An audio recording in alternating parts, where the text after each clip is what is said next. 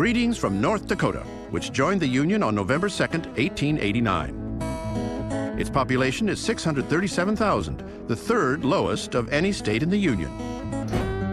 North Dakota may not have many people, but it is well populated with nicknames. We call it the Sioux State, the Flickertail State, the Peace Garden State, and the Rough Rider State. They were all picked at different times of our history. The Sioux, obviously, because of the Indian. The Flickertail is a gopher that lives in the state. The Peace Gardens is a park that's between Canada and North Dakota. And the Rough Rider, of course, is the Teddy Roosevelt group that went to Cuba to fight. That's where that name comes from. Theodore Roosevelt first came to the Dakota Territory from New York in 1883. He came out here as a young person, 24 years old, in search of excitement and wonderment.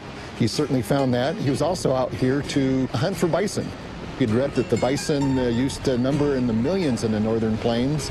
The time he got out here, they were in the tens of thousands.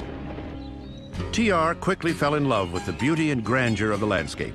He became a passionate conservationist, due in large part to his time in the Dakotas. Years later, as president, he created America's national park system. When he became president, it was his power to sign into law 5 national parks. Altogether, he set over 230 million acres aside for people to recreate for future generations. Several years after Roosevelt came west, the Dakota Territory was split into North and South. Thus began a natural rivalry that only intensified when both were granted statehood on the same day in 1889. President Benjamin Harrison signed the act that created North Dakota and South Dakota. It comes before S, so North Dakota's the 39th, South Dakota's the 40th state. Score 1 for North Dakota. I don't think there's a big rivalry. South Dakota knows we're better anyway. 3 attempts to drop the word North from the state name were defeated. The legislators got together and decided that the name North Dakota had a connotation of cold and remote and so forth, so they were going to call the state Dakota. North Dakota can brag about its lack of crime. According to FBI statistics, this was the safest state in the nation in 2004 and 2005. Well, in North Dakota, you can see that people care for each other, they take care of each other, they keep an eye out. We're very lucky to be in such a safe state. North Dakota is not only safe, it's named for the Sioux word meaning friend. How friendly?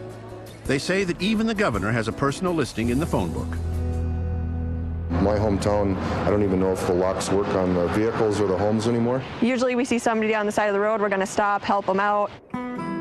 If you love long, lonesome highways, you'll love North Dakota. It does have more registered vehicles than people, but that doesn't mean much in a state with fewer than 1 million residents. A road trip is a great way to see the spectacular terrain known as the Badlands. The area is 400 square miles, beginning in the southwest corner of the state and extending north about 2/3 of the distance of the state.